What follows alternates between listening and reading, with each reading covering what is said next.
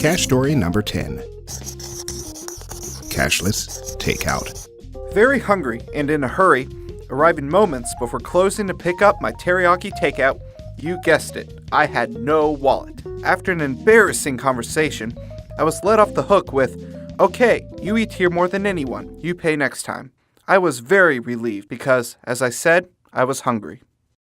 Number 9. Fish on a hook. At the Triangle Hotel on Lake Victoria in Ninja, Uganda, one can dine from the veranda overlooking the lake. The menu item of choice is Nile perch. But to get it, the waiter walks along the waterline until a fisherman's found with sufficient catch for the order. Only cash works. Number 8. 50 euros in the dash. There are a few countries where non-local cards aren't accepted at petrol stations, and you have to prepay for petrol. Belgium is one of them. My colleague briefed me upon my arrival to always keep 50 euros cash in the dash. It's good advice for everyone, really.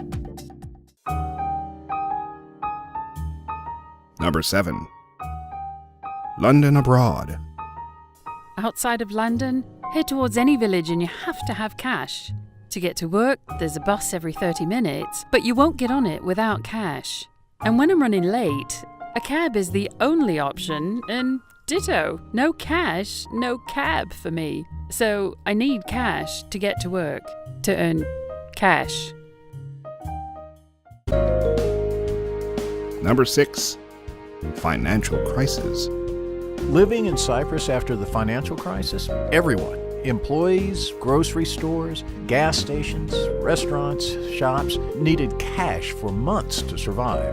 And cash had to be sent from overseas to suppliers and children as the banks couldn't transfer. The banks were closed. ATM lines were long, and friends who would send stored euros were very popular.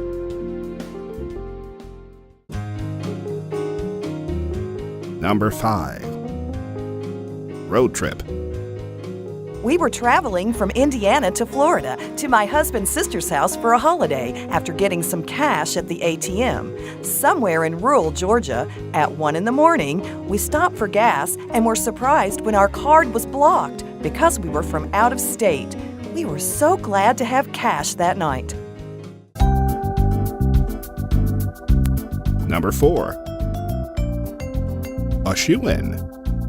It was shoe shopping day in Maastricht with my wife. After a long process of selection, the cashier advised upon checkout that the card machine was faulty. No worries. Being a cash person, I had enough cash. And of course, I quickly negotiated a discount for paying with cash. My wife did the happy dance in her new shoes. Cash works. Number 3. No cards accepted. I spent the day prepping for a date with my longtime crush, and my last stop was to get my nails done. I picked the perfect color to match my dress. When I looked in my purse, I realized that I literally had only $2 cash. No ATM in sight, no cards accepted. The salon showed me no mercy and grabbed a cotton ball soaked in acetone and removed my beautiful polish. Number 2. Toll booth turmoil. I was driving in an unfamiliar part of town and did not realize I was on a toll road until it was too late. As I was approaching the toll booth, I opened my wallet and discovered that I didn't have any cash. I got up to the unmanned toll booth and buzzed an attendant. I asked if they had an ATM in the building, and he looked at me like I was crazy. He told me to drive through without paying. 3 weeks later, I received an invoice from the Turnpike Commission for the $1.50 toll and an additional $40 service fee. Number 1. No cash and a robe. Having overslept, I was running late to drive my son to school. I made the fateful choice to not dress in street clothes, opting to drive in my pajamas, bathrobe, and sandals. I didn't remember that I needed gas and had neglected to grab my purse. I got my son to school, and as I was leaving, my car came to a stop. I walked to the nearby gas station to beg for some gas. I was so embarrassed. Luckily, another parent saw me and stopped to help me out.